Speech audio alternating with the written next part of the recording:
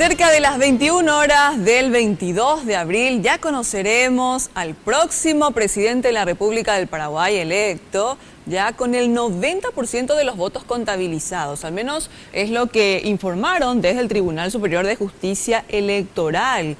Van a utilizar nuevamente el TREP como hace 18 años. Sergio Valdés, adelante. El conteo rápido y transmisión de resultados empezará apenas se cierren los locales de votación a las 16 horas.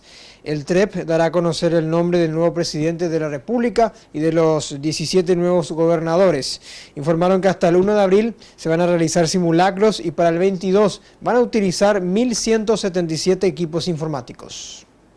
Que esta totalización corresponde a 40.182 mesas que nosotros estimamos en la totalización, como al en la página, duraría aproximadamente desde las 4 hasta las 9 de la noche, en el cual la ciudadanía puede estar tranquila, puede ir observando los resultados provenientes directos de las mesas.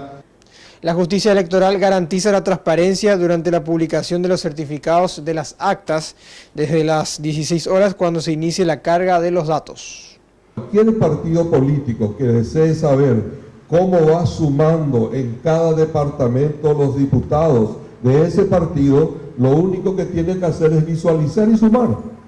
Con saber sumar no va a haber ninguna dificultad, porque lo que haces es sumar lo que da cada mesa para cada diputado o para cada senador y vos mismo vas teniendo el resultado. Y eso nadie puede cambiar. Nuestra línea de internet es una línea única.